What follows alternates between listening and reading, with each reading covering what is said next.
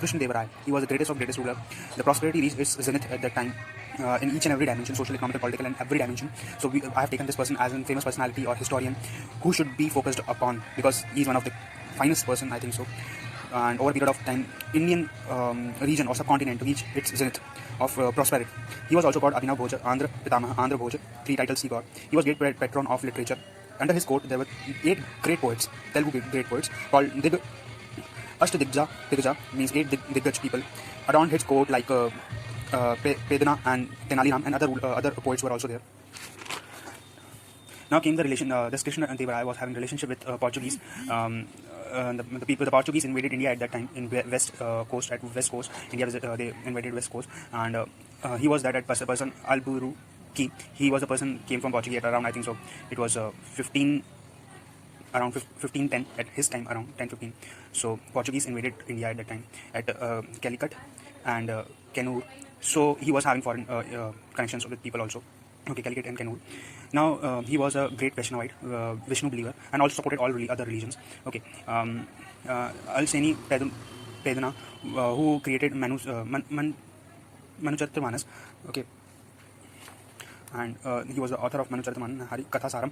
2 works were also done under him. Author of Krishnadevraya was author of Amuk Thala Malyada, Jambavati, Kalyanam, Usha Parinam. He built temples Vithala Swami, Hazara Ramaswamy, Raya Gopurams. So Vithala Swami was the finest Indian art and architecture temple. Hazara Ramaswamy was also a greatest temple in the Vijayanagar Empire. These were 2 temples which shows the Indian architecture has reached its zenith of development. Raya Gopurams were developed, canals were developed. Okay, in this region, other developments were canals and guilds. Okay, guilds were developed, canals were developed, dams were developed. So all these were developed at that time. Okay, so it was economically very fruitful period in South Deccan region, basically Indian subcontinent region. If we talk about administrative purposes, it was fulfilling of executive, legislative, and judicially structured. He was having council of ministers chosen from all 3 castes: Brahmin, Kshatriya, and Vaishyas. Each and everyone was given equal status at that time. So the administration was divided into 4 subcategories: mandalams, ruled by Nayaks; nadus, under this, sthals, then grams. Grams means village level, and then you can say about that you can have district or town level. Then your today's hierarchy, if we talk about this, is province level.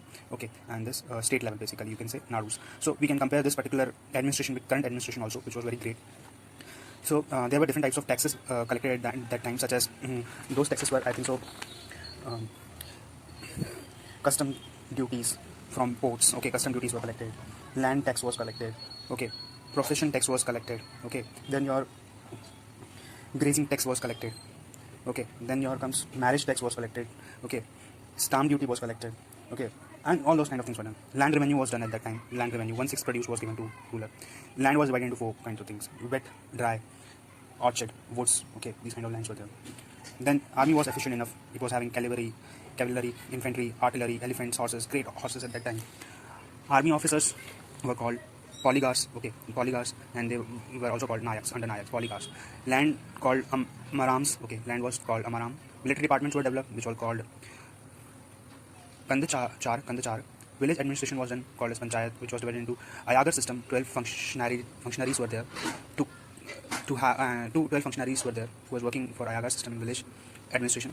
Each and every feudal lord was given their highest power to administer his or her feudal state or feudal land. Okay, tax-free lands were given, which was called manyams. Okay, now conclusion: social, political, and economic was improved in his time. Literature, art, architecture was developed, reached its zenith. Hampi, which is in Vijayanagar, has got UNESCO site. Is one of the part of UNESCO sites, and prosperity reached immensely improved. Oh, okay. After this Tuluva dynasty, Arivedu dynasty came, which prospered around 100 years because of this development of Tuluva dynasty. Krishnadevraya gave a very good foundation to this Arivedu dynasty to next 100 years till Muslims came in India to rule after 1565 around. So this was a period of wealthiest parts of the world. Krishnadevraya and Vijayanagar Empire was the wealthiest parts of that particular time, and basically currency was in gold coins used Varaha. So we can assume that this particular region of Indian subcontinent of Deccan and South till Rameshwaram, from Narmada part, you can say this was the dynasty which was exceptionally well, and under Krishnadevraya it reached its zenith. Okay, so that's my personality whom I have chosen as a great historian who has changed the Indian history, medieval history, and gave base to modern history, coming modern history. Thank you.